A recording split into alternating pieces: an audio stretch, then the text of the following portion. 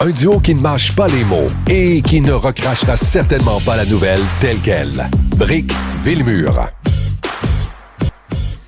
Karima, je ne sais pas si ça t'est déjà arrivé. Je sais que dans ta famille, tu as des jeunes. Il y a des jeunes de la génération Z. Moi, ça m'est déjà arrivé de leur demander qu'est-ce qu'ils voulaient faire dans la vie, s'ils avaient l'ambition là, très prochaine de prendre la place de leur patron, d'avoir une promotion. Puis des fois, ça ne semble pas être dans leur priorité. C'est comme si, peut-être pas tout de suite, hein, on explore, la vie est peut-être plus importante en dehors du travail.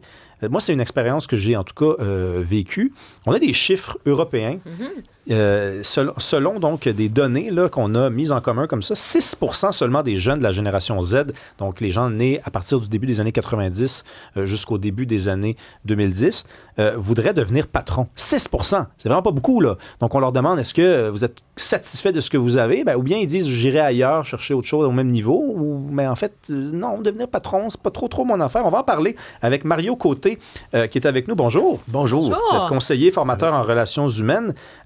C'est quoi, ils veulent vivre d'amour et d'eau fraîche? C'est drôle, ça. On dit ça des jeunes depuis toujours. C'est ça, là. Oui, c'est ça. Puis il y a des caricatures, là, j'allais dire, des caractéristiques qui sont propres aux jeunes, évidemment. Fait qu'il faut faire attention. Le grand sondage qui a été fait par Deloitte qui a mené à ce chiffre-là, là, de 6% d'entre eux veulent une promotion rapidement.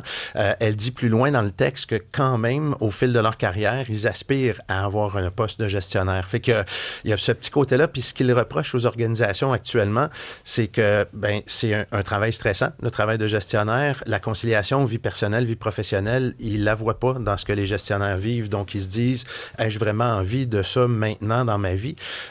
Versus continuer de me développer progressivement, des fois même en faisant un pas de recul ou en faisant un pas latéral dans l'organisation pour continuer d'apprendre plutôt que d'aspirer à un poste de gestion très rapidement. OK, juste pour être sûr de bien saisir ces nuances-là. Donc là, vous dites, ce sont des jeunes qui arrivent dans une entreprise, par exemple, travaillent dans un bureau, peu importe dans quelle firme, et il y a cette idée d'aller au prochain échelon, donc peut-être d'être un gestionnaire qui aura plus de responsabilités concrètement. Donc, c'est ces postes spécifiques là, de gestionnaire comme tel, ou plus de responsabilités, plus d'interaction avec d'autres employés.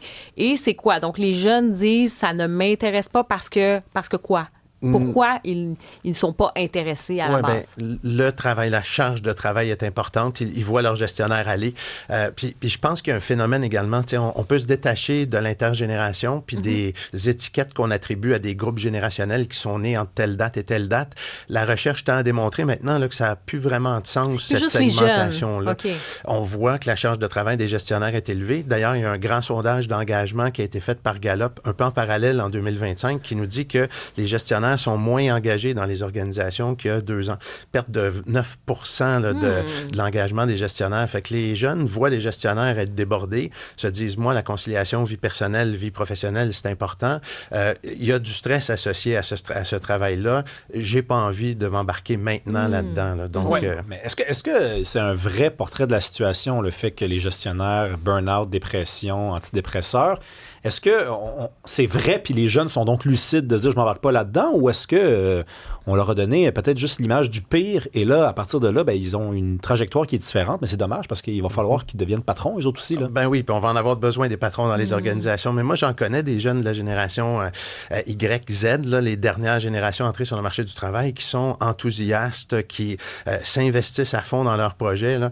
Je travaille avec 2 jeunes étudiantes en psychologie qui font un balado qui s'appelle RH et les 2, en parallèle de leurs études doctorales, là, ils étudient en train de faire leur doctorat, travaillent dans des organisations à temps partiel, puis animent un balado où ils en sont à leur 5e saison. Fait que quand on offre aux jeunes des possibilités de se développer avec du soutien, puis qu'on leur montre comment on peut cheminer dans l'organisation, il y a des chances qu'ils soient intéressés à devenir gestionnaires. Là. Donc, c'est pas... le danger, là, c'est de mettre l'étiquette sur tous les jeunes sont des paresseux. Quand on voit des chiffres de même, tous les jeunes ne veulent pas devenir gestionnaires. Là. Ça, c'est dangereux, puis il faut faire attention à ça. Et cette idée de conciliation relation, vie personnelle, travail, ou enfin, vie, fête, peu importe, là, relation et tout ça. Est-ce que c'est vraiment comme quelque chose, j'ai l'impression qu'on entend ça, moi, depuis des années, vous l'avez mentionné, là, j'ai pas l'impression que c'est quelque chose de nouveau tant que ça, mais est-ce que c'est plus fort aujourd'hui, cette conscience-là de préserver sa santé mentale, de préserver sa vie personnelle que par les années passées? C'est un phénomène qui a évolué au niveau de la société, hein? Donc, faire attention à soi, prendre du temps pour soi, c'était pas une préoccupation très grande pour la génération X, là, qui, quand ils sont arrivés sur le marché du travail, avaient de la difficulté à trouver du travail. Donc, on s'investissait dans 3-4 emplois pour essayer d'arriver à ce moment-là.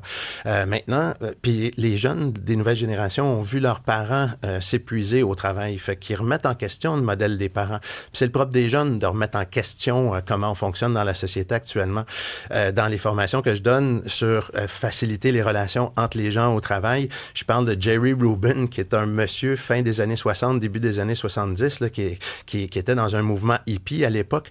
Il y avait 3 fondements à son mouvement. Être contre la guerre au Vietnam, on protestait contre la guerre, fumer du pot, c'était la fin des années 60, début des années 70, puis ne jamais faire confiance à quelqu'un de plus de 40 ans.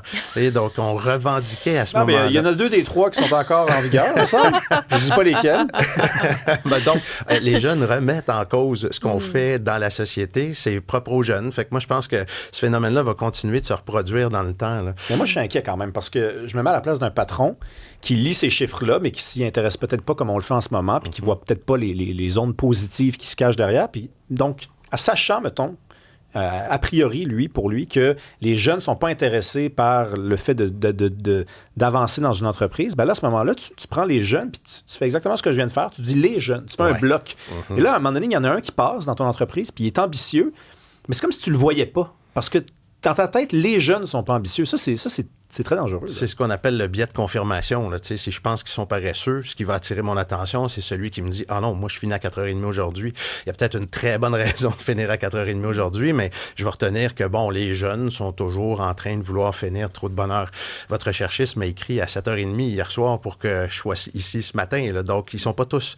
Et puis, il a l'air dynamique. Je l'ai croisé en arrivant. Ah, il l'est. C'est ça. On le salue, Maximile. Salut, Maximile. Comme ça, tu travailles à 7h30, mon vieux. Merveilleux. Est-ce qu'il est paresseux? Moi, je pense que non. Puis, il y a quelque chose de stimulant. T'sais, on lui offre des conditions de travail qui sont stimulantes pour lui, où il y a l'occasion de se développer probablement à votre contact, à rencontrer des gens qui viennent de divers horizons. C'est stimulant. J'offre ça à un jeune, je vais l'avoir dans mon équipe pour peut-être éventuellement l'avoir comme gestionnaire. Mais c'est pas tout le monde qui a envie de le devenir. Fait qu'après ça, comment je fais pour te fidéliser dans l'organisation? Je peux peut-être t'offrir d'être un chargé de projet spécial, puis tu vas continuer de te développer autrement dans l'organisation. Être gestionnaire est un moyen de se développer, pas nécessairement le seul. Bien, ça, c'est intéressant parce que vous amenez sur des pistes aussi pour les employeurs parce que ce discours-là, on le disait, on l'entend, là, cette préoccupation santé mentale, d'avoir du temps pour sa vie personnelle puis tout ça. C'est quoi un peu les tendances pour les employeurs? Vous avez donné quelques pistes, mais ils sont conscients de ça aussi, là. Oui, je pense bien. Puis, tu sais, vraiment, il y a des employeurs qui s'adaptent. Moi, dans ma famille, là, il y a des propriétaires d'un restaurant dans le Vieux-Montréal. Le défi des propriétaires de restaurants, c'est d'avoir suffisamment de jeunes pour faire le service. Les jeunes qui veulent tous travailler à temps partiel ne sont pas intéressés à travailler 70 heures par semaine. Donc, ils se sont adaptés, là. Ils offrent des horaires à temps partiel. Ils ont plus d'employés sur leur liste de paye, mais ils arrivent à répondre aux besoins de la clientèle puis à tenir compte du besoin de certains de leurs employés. Et ils ne sont pas frustrés d'un côté comme de l'autre. Ben aussi. Non, c'est ça, exactement. Puis, ils n'ont pas de difficulté à recruter, contrairement à d'autres employeurs qui forcent, là, ben non, si tu viens travailler ici, c'est la restauration, ça va être les soirs, la fin de semaine, puis du temps plein. Tu sais, il faut creuser. C'est toujours intéressant de creuser parce que pour avoir parlé avec des jeunes qui, justement, me disaient « Ah non, moi, une job à temps plein l'été, ça m'intéresse pas. » Moi, évidemment, les gens me connaissent, c'est sûr que j'entends ça, puis je dis « Mais t'es fait comment? T'es fait en quoi? Toi, t'es pas fait pour la vie, en tout cas. » Mais si tu creuses des fois, tu te rends compte qu'il travaille à temps partiel parce qu'il y a un projet. Il veut pas travailler pour quelqu'un. Il veut partir sa propre entreprise. Il écrit un livre, n'importe quoi. Il écrit une série télé. Il essaye de faire quelque chose. Et ça, il faut s'intéresser à eux parce que c'est pas qu'ils se tournent les pouces ou qui se jouent dans le nez, là. Exactement. Donc, la bonne approche, c'est je m'intéresse aux individus plutôt que d'y aller avec des étiquettes générationnelles. Je m'intéresse à ce qui les motive. Les motivations peuvent être individuelles. Je leur donne de l'autonomie, je leur permets d'utiliser leurs compétences, puis je m'arrange pour qu'on ait un beau sentiment d'appartenance à notre groupe ou à notre équipe. Là, je le sens. Dans les organisations où on met ça en place, il n'y en a pas de problème d'engagement. Oui, puis en terminant, justement, c'est les qualités de cette génération-là, parce que souvent, on a tendance à peinturer un peu, comme on disait, dans le coin, où on généralise. Ouais. Ils ont-tu comme des choses, des qualités que nous, on a peut-être oubliées en vieillissant? Bien, dans l'enquête de Gallup, là, il y en a une, ils ont intégré l'IA dans ce qu'ils font à 75 %, alors que les organisations peinent encore à intégrer l'IA. Fait que, tu sais, leurs compétences technologiques peuvent être utiles.